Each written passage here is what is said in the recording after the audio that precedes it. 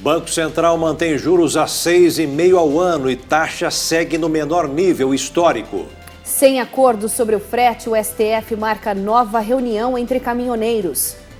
Ministra Rosa Weber é eleita nova presidente do Tribunal Superior Eleitoral. STF decide que Polícia Federal pode fechar acordo de delação premiada. Após 5 anos, tribunal determina que senador Ivo Cassol cumpra a pena de imediato.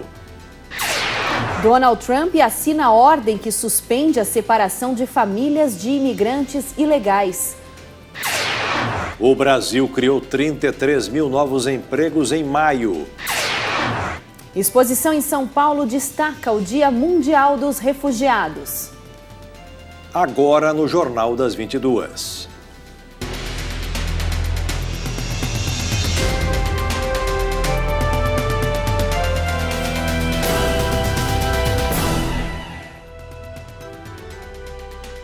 Olá, muito boa noite. Boa noite. O presidente Michel Temer criticou quem usa notícias falsas, as chamadas fake news, e disse que os eleitores devem ficar atentos aos candidatos que querem confundir com a desinformação.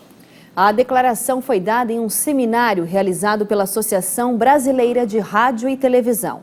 O seminário reuniu diversas lideranças políticas para abordar os perigos das fake news para a democracia.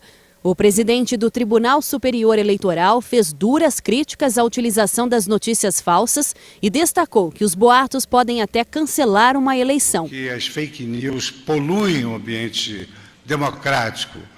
Elas representam a ira de um candidato contra o outro ao invés de revelar as suas próprias virtudes.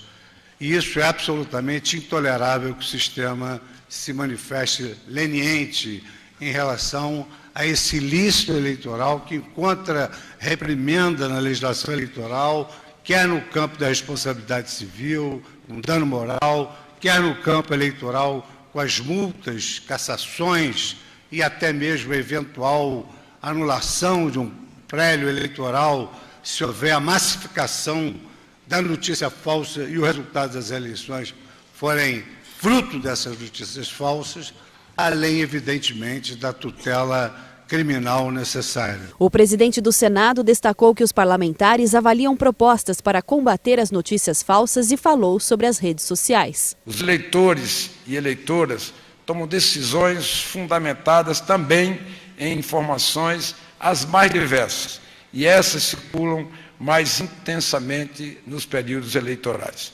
Em um cenário de desequilíbrio entre informações falsas e verdadeiras, as redes sociais funcionam como uma imensa câmara de eco que, em notícias fantasiosas, repercutem com força extraordinária. Os boatos tecnológicos, depois de veiculados, podem promover uma devastação ilegal de candidaturas. O presidente da República defendeu a liberdade de imprensa e destacou que a lei já permite a identificação de pessoas que espalham boatos. Se é fato que a Constituição garante a livre manifestação do pensamento, é igualmente fato que veda o anonimato, especialmente no caso da internet. O trabalho da imprensa, portanto, ganha cada vez mais peso diante do desafio das notícias falsas. Para Michel Temer, disseminadores de notícias falsas apresentam um defeito de caráter. E veja como o avanço tecnológico, às vezes, tem virtudes e defeitos. A sua virtude, naturalmente, é difundir muito mais rápida e amplamente tudo aquilo que acontece no país e no mundo. O seu defeito, e aí o defeito não é da informação, mas é defeito de caráter de quem utiliza a internet para desinformar com as chamadas, na expressão não brasileira, fake news. Terminou sem acordo a reunião entre caminhoneiros e empresários realizada hoje em Brasília para tratar da proposta de tabelamento do frete. O ministro do STF, Luiz Fux, marcou nova reunião para o dia 28 de junho. O tabelamento de preços mínimos para o frete rodoviário de cargas foi uma das reivindicações dos caminhoneiros para colocar fim à greve de maio, que durou 11 dias.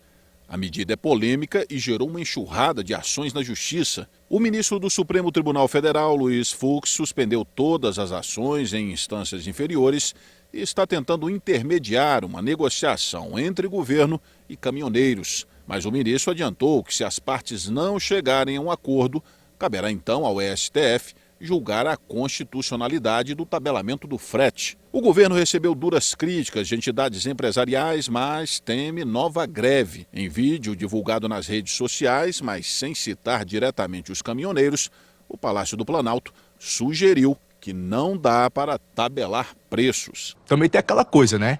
Não dá para o governo controlar tudo. Tem preço que depende do que acontece lá fora, por exemplo.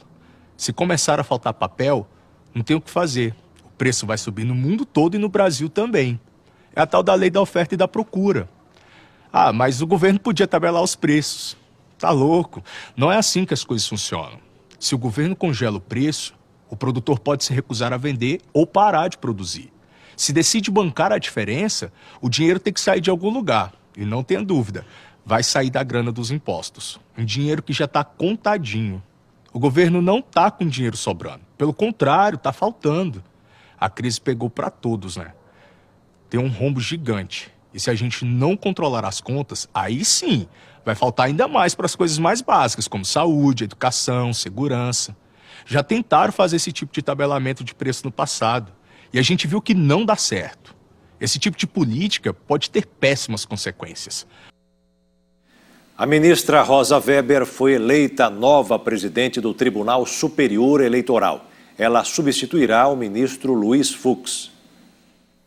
Rosa Weber foi eleita por 6-1, em votação secreta. Ela substituirá o ministro Luiz Fux no comando da corte a partir do dia 14 de agosto. O ministro Luiz Roberto Barroso foi eleito vice-presidente. Weber é ministra do Supremo Tribunal Federal e permanecerá no cargo até 2020. Eu sei da enorme responsabilidade que me aguarda neste ano de 2018, em que o país se encontra em meio a uma disputa tão acirrada, com tantas divisões. E me sinto abençoada por isso, de contar, no exercício desse papel tão importante, com a iluminada companhia do meu querido amigo, ministro Luiz Roberto Barroso, na condição de vice-presidente, hoje eleito, para que possamos, senhor presidente, continuar esse belíssimo trabalho que Vossa Excelência e sua equipe vem desenvolvendo à testa do Tribunal Superior Eleitoral, inclusive na preparação das eleições de 2018. Nascida em Porto Alegre, Rosa é formada pela Faculdade de Direito da Universidade Federal do Rio Grande do Sul. A nova presidente do TSE foi juíza do trabalho de 1976 a 1991 e juíza do Tribunal Regional do Trabalho da 4ª Região de 1991 a 2006. Rosa Weber já foi ministra do Tribunal Superior do Trabalho e tornou-se ministra do STF em dezembro de 2011, indicada para o cargo pela então presidente Dilma Rousseff. Ela tomou posse do cargo de ministra efetiva do TSE em 2014, 4 anos após ter assumido como ministra substituta do Tribunal Superior Eleitoral. Rosa Weber é a segunda mulher a ocupar o cargo de presidente do TSE. A primeira foi a ministra Carmen Lúcia, que ocupou o cargo de 2012 a 2013. A Câmara aprovou hoje o projeto de lei que estabelece o marco regulatório para o transporte rodoviário de cargas, incluindo a atividade dos caminhoneiros. O texto segue agora para votação no Senado. A proposta foi uma das exigências dos caminhoneiros para encerrar a paralisação contra os constantes aumentos no preço do diesel. A greve durou 11 dias e impactou vários setores econômicos do país. Entre as medidas em discussão no projeto de lei estão as regras sobre o formato do contrato para o transporte e o pagamento de frete, que também é objeto de uma das medidas provisórias editadas pelo presidente Michel Temer. O texto da Câmara também aumenta a pena para o caso do motorista do caminhão participar de roubo de carga. Para conseguir a aprovação do texto, o relator da proposta, o deputado Nelson Marqueselli, do PTB de São Paulo, retirou 2 trechos da versão final apresentada no plenário. Uma das alterações retirou um dispositivo que assegurava a ausência de vínculo empregatício na subcontratação de serviços de transporte. Mas o trecho retornou ao projeto após o debate de hoje. Com a aprovação, contratos entre o contratante e o subcontratado serão sempre de natureza empresarial e comercial, sem relação de trabalho ou vínculo empregatício. Outro artigo retirado pelo relator para ganhar apoio foi o que liberava caminhões de esperar as cobranças da Receita Federal em caso de inoperância. Com isso, os caminhoneiros não precisariam aguardar a análise da carga. Nesse trecho, as empresas de transporte apenas ficariam responsáveis de enviar em até 7 dias a documentação para a Receita. Os deputados que pediram a retirada do trecho alegavam que o dispositivo flexibilizava e permitia a entrada de cargas roubadas ou até materiais ilícitos no país sem a fiscalização. Uma falsa bomba foi encontrada hoje na comissão da Câmara dos Deputados que analisa um projeto que facilita a aprovação e o uso dos agrotóxicos no Brasil. Mas o dispositivo que estava dentro de uma mala não tinha o componente que detona o explosivo. Depois do incidente, a comissão encerrou os trabalhos. Segundo a Agência Nacional de Vigilância Sanitária, o Brasil é o maior consumidor mundial de agrotóxicos. As indústrias movimentaram no ano passado 30 bilhões de reais e cada cidadão consumiu em média 5 quilos de veneno. O projeto que a comissão da Câmara quer analisar derruba restrições ao uso de agrotóxicos, incluindo os mais perigosos que causam câncer e até malformação de bebês. Hoje, para ser aprovado e entrar no mercado, existe um prazo de 5 anos para que sejam feitos todos os testes. O projeto reduz o prazo para 2 anos.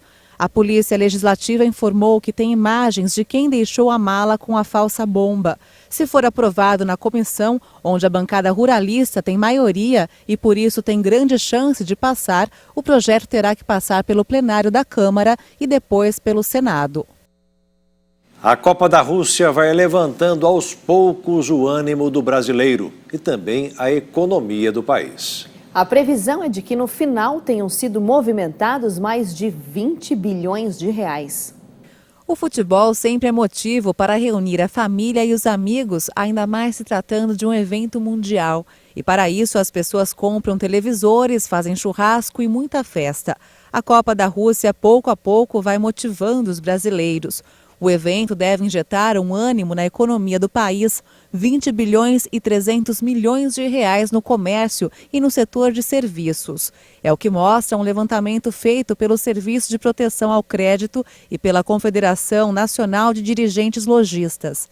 A estimativa é que cerca de 20 milhões de pessoas saiam às ruas para comprar televisores novos, artigos temáticos, produtos relacionados ao churrasco, comidinhas, petiscos, salgadinhos e pipocas.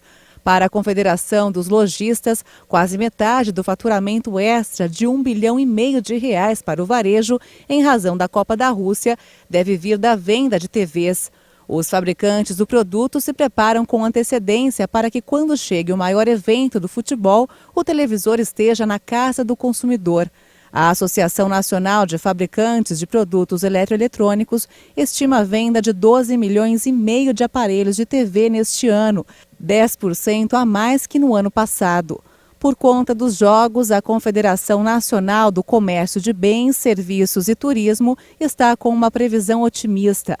A estimativa é que as vendas no varejo aumentem 1,5 bilhão e se isso realmente acontecer, esse crescimento será de quase 8% em relação ao faturamento da Copa de 2014, quando o evento foi sediado aqui. Economistas dizem que se o Brasil tiver uma boa apresentação na Copa da Rússia, haverá mais consumo. E se ganhar o Mundial, os torcedores terão mais motivo para a celebração e aumento da demanda mais que o normal. E veja a seguir, STF nega recurso do senador Ivo Cassol e determina cumprimento de pena. E ainda, Donald Trump assina a ordem para suspender separação de famílias de imigrantes. O Supremo Tribunal Federal decidiu encerrar o processo e determinar o cumprimento da pena do senador licenciado Ivo Cassol, do PP. O político foi considerado culpado por fraude a licitações no período em que foi prefeito de Rolim de Moura, em Rondônia, entre os anos de 1998 e 2002. Cassol foi condenado a 4 anos de prisão em regime aberto, mas a pena foi convertida em prestação de serviços à comunidade, além de pagamento de multa no valor de R$ 201 mil. A defesa tentava reverter a decisão dos ministros, mas não teve sucesso. Com a condenação em 2013, o parlamentar entrou para a história, mas por um motivo nada honroso. Ele foi o primeiro senador condenado pela Justiça desde a Constituição de 1988. E agora a vida pública de Cassol depende da Justiça Eleitoral. Ele é pré-candidato ao governo de Rondônia, mas a candidatura deverá ser discutida no TSE. Pela lei da ficha limpa, os políticos que forem condenados em decisão que não há mais recurso ou proferida por órgão judicial colegiado ficam inelegíveis pelo prazo de 8 anos. Procurada, a defesa de Ivo Cassol disse que não há o que comentar sobre a decisão do plenário. O Supremo Tribunal Federal autorizou a Polícia Federal a firmar acordos de delação premiada. A maioria já havia sido formada em 2017. O julgamento foi retomado hoje. O Supremo Tribunal Federal decidiu que a Polícia Federal pode negociar e firmar acordos de delação premiada, mas a maioria dos ministros propôs diferentes limites para a atuação da PF. Com isso, a partir de agora, o STF definirá o chamado voto médio, no qual vai estabelecer as regras. A dúvida principal é saber se a Polícia Federal precisa do aval do Ministério Público quando o acordo de delação envolver redução de pena, perdão judicial, imunidade penal ou prisão domiciliar, por exemplo. Hoje, a legislação da colaboração premiada permite que um delegado negocie o acordo diretamente com o criminoso. A Procuradoria-Geral da República pediu ao Supremo que declare a possibilidade inconstitucional. Esse julgamento começou no ano passado e já havia maioria nesse sentido, mas hoje o julgamento foi encerrado. O Ministério Público era contra essa autorização. Foram 10 votos para permitir que a polícia faça acordos. Um desses votos, dado hoje, foi o do ministro Ricardo Lewandowski. Ressalto, assim, que a existência de acordo de colaboração premiada celebrado pela polícia em nada interfere na atuação do Ministério Público, que ficará sempre preservada nos termos de sua competência constitucional. De qualquer maneira, observo que nem mesmo a participação do Estado acusador em acordo de colaboração premiada torna automaticamente válida a premiação, pois o implemento dos benefícios ajustados é da competência exclusiva do Estado juiz. Pessoas com nanismo sofrem em um mundo não adaptado às suas necessidades. Os desafios dessas pessoas foram debatidos em uma audiência pública na Comissão de Direitos Humanos do Senado. Eles sofrem com o preconceito. Apenas recentemente foram incluídas pela legislação como pessoas com deficiência. Uma iniciativa que abre as portas para as políticas públicas e as relações sociais. Quando vocês escutam a palavra anão, que referências vêm em mente? Pois trata-se de uma condição rara, que historicamente é alvo de deboche, que sofre com dificuldades físicas e sociais. Que qualquer família pode receber um filho com nanismo e a gente também não tem uma preparação, a gente assim não vem com uma receita. O nanismo, ele é resultante de uma mutação genética que leva à deficiência do crescimento dos ossos longos e da coluna vertebral. Ele está associado à baixa estatura, entre 70 centímetros e 1,40 de altura. A medicina ela nos diz que existe entre 200 a 400 tipos de nanismo, sendo o mais comum a acondroplasia. A servidora pública também compartilhou as dificuldades e reivindicações. O que mais nos preocupa são as barreiras atitudinais, através do preconceito e da discriminação pela sociedade, que não está adaptada às diferenças. É comum a gente encontrar na rua pessoas apontando, rindo para nós, uma prática descarada do bullying. Os olhares curiosos e muitas vezes invasivos geram um desconforto tremendo. O estigma não dá mais, né?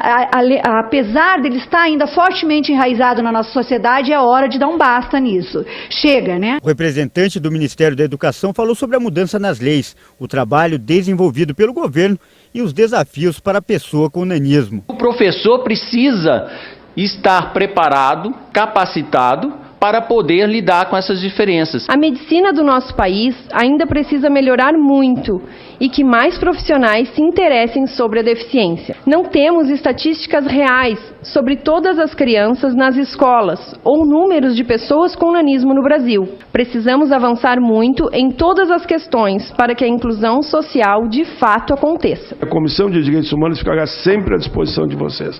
Falo em meu nome, em nome da presidenta, senadora Regina Souza, e todos aqueles que fazem parte dessa comissão. Diz Mário Quintana num poema: anão é quem não sabe deixar o amor crescer. Somos todos gigantes, é o que diz a iniciativa de vocês. O presidente americano Donald Trump assinou hoje uma ordem executiva para pôr fim à controversa separação de famílias de imigrantes da fronteira, revertendo uma prática que virou alvo de críticas internacionais. Pressão interna e externa, o presidente americano Donald Trump assinou uma ordem executiva para evitar a separação das famílias de imigrantes que cruzaram ilegalmente a fronteira com o México. Até a filha e assessora do presidente americano Ivanka tinha pedido o fim da política. No domingo, inclusive a primeira-dama Melania defendeu um acordo bipartidário para reformular as leis migratórias. Ivanka tem um posicionamento forte sobre isso. Minha esposa é igual, eu também. Acho que qualquer pessoa com um coração se sentiria da mesma forma. Não gosto de ver famílias separadas, mas não queremos gente vindo ilegalmente para nosso país. Isso cuida do problema.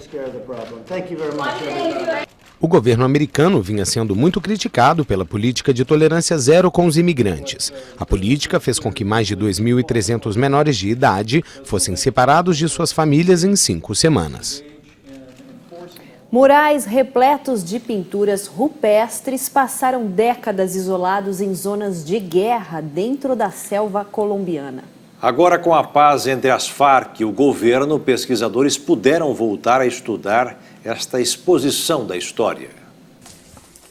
Milhares de pinturas rupestres estiveram ocultas por anos. A densa selva amazônica do departamento de Guaviare, na Colômbia, protege um tesouro antropológico nos platôs do Parque Natural Chiribiquete e na Cordilheira La Lindosa. Essas montanhas são decoradas com desenhos feitos há pelo menos 12 mil anos por povos amazônicos e pesquisadores puderam, enfim, analisar os registros graças ao acordo de paz feito em 2016 com os ex-guerrilheiros das Farc. Somos parte da população que se ha beneficiado por os processos de paz. Somos parte da população que o processo de paz beneficiou. Essa região, que era o epicentro da guerra na Colômbia, passou por uma transformação importante, pois não há mais tantas pessoas armadas por aqui.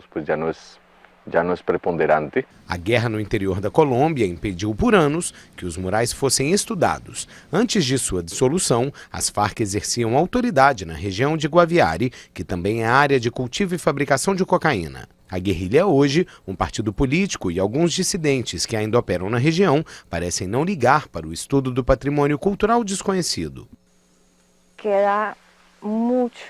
Ainda há muito por descobrir. Há muitas regiões nas quais nem se sabe se há algo para descobrir ou não. É impossível saber com precisão a data das pinturas, pois não foram feitas com componentes orgânicos. A tinta usada é uma mistura mineral rica em manganês que fica laranja quando oxida. O parque, que possui os 70 mil pictogramas, é candidato a se tornar Patrimônio Mundial da Unesco. E veja a seguir, pela segunda vez consecutiva, o Copom mantém a taxa de juros. E ainda, Exército destrói mais de 8 mil armas no Rio de Janeiro. As forças de segurança destruíram hoje quase 9 mil armas apreendidas no Rio de Janeiro. Esta máquina, que parece um rolo compressor, amassou tudo. Algumas das armas foram apreendidas de criminosos, outras entregues voluntariamente e cerca de 2.000 foram recolhidas de batalhões da Polícia Militar após testes que concluíram que as armas estavam obsoletas e não podiam ser mais usadas. A ação faz parte das operações conduzidas pelo Gabinete de Intervenção Federal no Rio de Janeiro, nos batalhões da Polícia Militar em Bangu, Jacarepaguá e Operações Policiais Especiais, o BOP.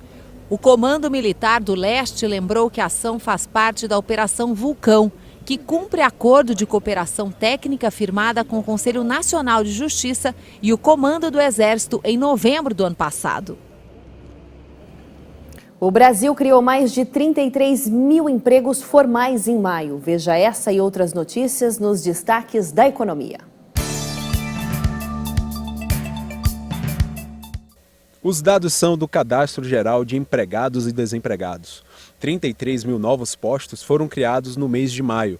A maior parte ficou nas regiões Sudeste e Nordeste. No acumulado do ano, já são mais de 380 mil postos de trabalho. Um sinal de recuperação da economia, já que no ano passado o país fechou mais de 20 mil vagas. Um levantamento realizado pela Confederação Nacional da Indústria indica que o investimento nos portos brasileiros atingiu o menor patamar em 14 anos. No ano passado, foram investidos apenas 175 milhões de reais de um total previsto de 660 milhões. Na avaliação da CNI, a privatização poderia solucionar os gargalos do setor. Vale lembrar que a maior parte dos portos é administrado por empresas estatais. E uma novidade promete agilizar a vida de quem precisa de um benefício da Previdência Social. O segurado do INSS que pedir a aposentadoria por idade ou salário maternidade, a partir de segunda-feira, poderá ter o benefício liberado imediatamente ou em até 30 minutos. As solicitações serão feitas pelo telefone 135 ou no site do INSS. A expectativa é que entre 15% e 20% dos requerimentos tenham concessões automáticas. Pela segunda vez consecutiva, o Copom mantém a taxa de juros em 6,5% ao ano. Analistas esperam que a Selic permaneça com o valor até o final do ano. A decisão já era esperada pelo mercado financeiro. De outubro de 2016 até março desse ano, a taxa Selic foi cortada 12 vezes seguidas, chegando ao valor atual de 6,5%. Essa porcentagem é a menor desde 1999. Em maio, o Banco Central já havia decidido o valor atual dos juros, devido à inconstância do mercado externo e que vem fazendo o real se desvalorizar frente ao dólar. A expectativa dos analistas é que os 6,5% no valor da taxa de juros se mantenha até o final do ano. Economistas prevêem elevação da taxa básica da Selic e que 2019 se encerre com 8% ao ano. No mercado financeiro, o dólar fechou em alta nesta quarta-feira. A moeda norte-americana subiu 1,03% e encerrou o dia cotada a R$ 3,783 na venda. Imagine a cena, o ônibus em que você está quebra bem em cima dos trilhos e um trem em alta velocidade vem em sua direção. Isso aconteceu em Inocência, no interior do Mato Grosso do Sul. Parece cena de filme, mas não é. Quando o ônibus escolar quebrou justamente em cima dos trilhos em Inocência, a cerca de 330 quilômetros de Campo Grande. Ao perceberem o trem se aproximando, os alunos de uma escola estadual ficaram desesperados. Olha aí o ônibus, olha aí o trem vindo. Vambora, vai pegar o ônibus! Vambora!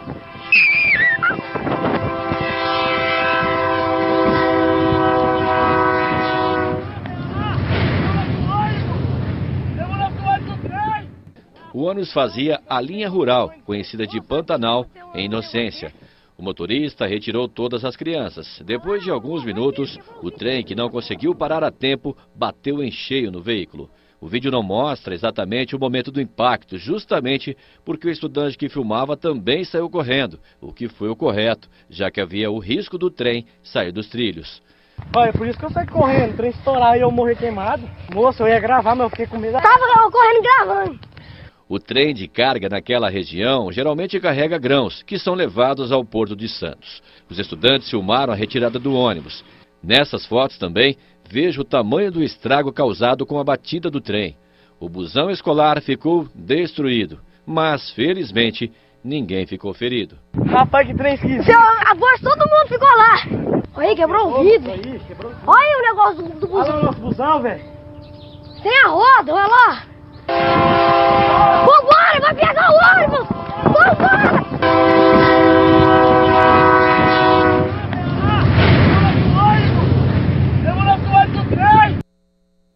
A molecada saiu correndo, né, Carol? Mas também, né? Não era para menos.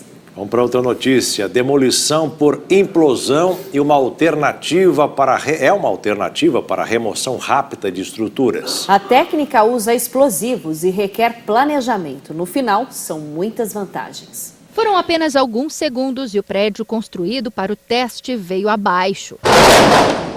Para fazer esse experimento, foi construída uma estrutura que se assemelha física e geometricamente a um edifício de 15 andares, de aço e concreto. Na realidade, uma miniaturização de uma construção. Tivemos a confecção de formas, o nivelamento das mesmas, o prumo dos pilares, o uso da armadura. Em média, são implodidos 5 prédios por ano no Brasil. A antiga casa de detenção em São Paulo, conhecida como Carandiru, foi destruída assim. Em apenas 5 segundos, virou um amontoado de entulho e muito pó.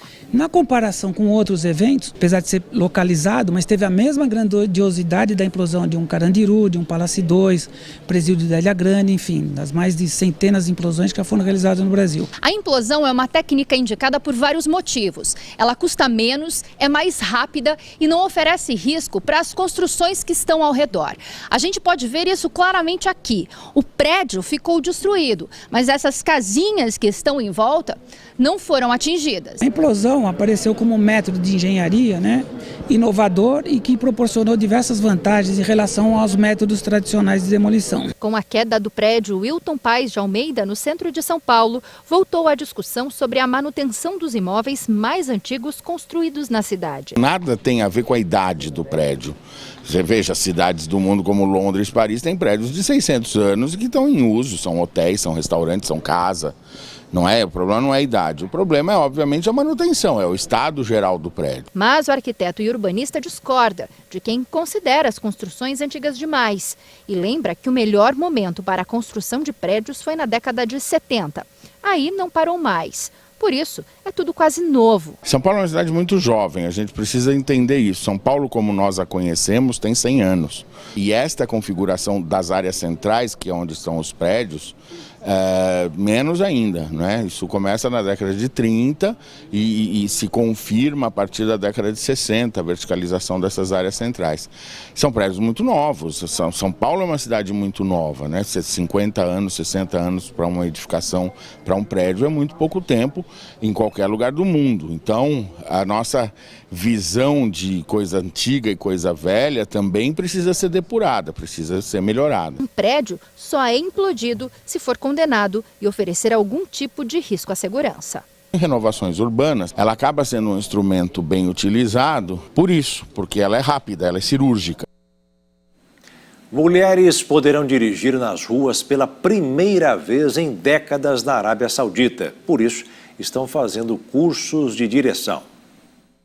A estatal petrolífera Aramco, que atua no país, ofereceu um curso de direção na região de Dharan para incentivar a mudança social. As mulheres representam cerca de 5% dos 66 mil empregados da Aramco, o que significa que outras 3 mil ainda podem entrar no curso.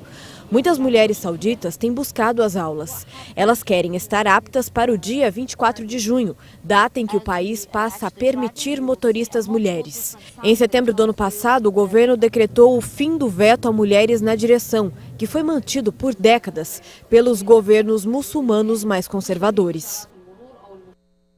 Você que acompanha o Jornal das 22 no Canal 1, fique agora com a programação da sua região. E ainda, a exposição em São Paulo marca o Dia Mundial dos Refugiados.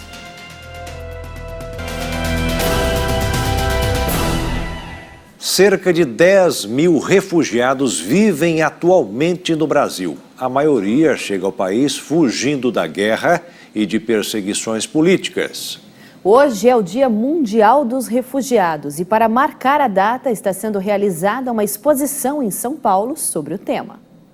A expressão de medo no rosto de uma criança, um abraço em meio ao caos, a oração que dá força para resistir à dificuldade e o olhar de quem deixa a terra onde nasceu e cresceu. As imagens fazem parte da exposição Faces do Refúgio, da Agência de Refugiados da ONU. A mostra está no Conjunto Nacional, na região central de São Paulo, e ela comemora a Semana Mundial dos Refugiados. São cenas que os olhos azuis de Lilian viram de perto. Ela mora no Brasil há 30 anos, veio refugiada da Argentina. Acho que não dá, porque essa balança emocional, ela pende ora para um lado, outra para o outro. Por isso a ideia da ponte, né? Que é um lugar em trânsito. Né? Eu não sou mais nem só argentina, nem só brasileira. Acho que eu sou uma argentina brasileira, uma brasileira argentina. Então, assim, quando eu vou para lá, eu fico muito emocionada, torço pela Argentina, mas também eu torço pelo Brasil. Acho que você fica meio sujeito, meio dividido, assim, sabe? Para ajudar os que ainda não conseguem se adaptar ao país, Lilian criou um projeto que dá apoio psicológico a essas pessoas. Você tentar reconstruir a sua história de vida é difícil, mas conforme você vai entrando em contato com outros migrantes, né, e você vai recuperando aquilo que você perdeu, acho que é possível. Não sei se você recuperar totalmente sua vida, mas refazer a sua vida desde outro lugar. Por trás de cada expressão como esta, é uma história de sofrimento e também a esperança de começar uma nova vida. 2 são os principais motivos que trazem os refugiados para o Brasil. O primeiro deles são as perseguições políticas e o segundo, fugir da guerra. Mas chegando aqui, eles ainda vão enfrentar um novo desafio, se adaptar a uma cultura e a um país diferente e começar uma nova história. Por isso, este instituto em São Paulo, desde 2010, ajuda essas pessoas a se adaptarem.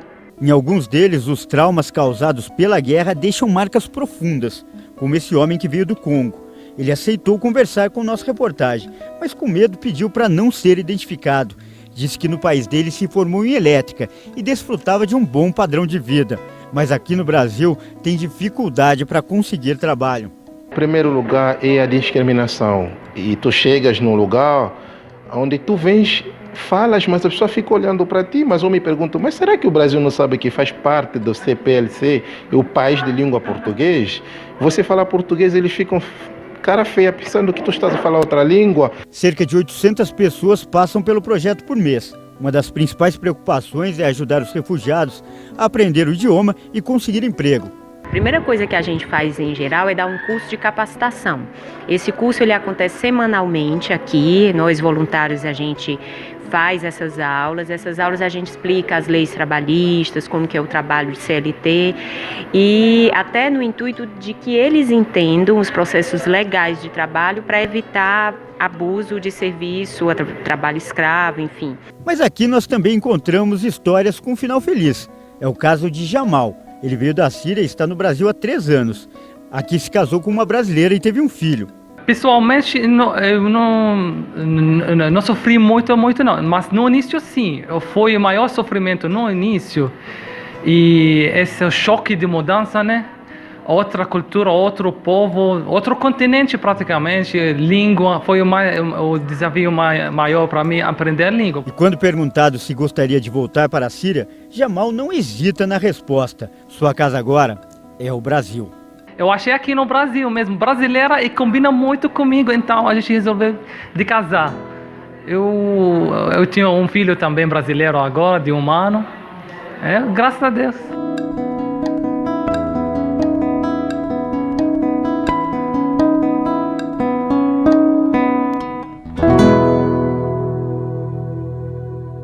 E o Jornal das 22 termina aqui. Uma boa noite para você e até amanhã.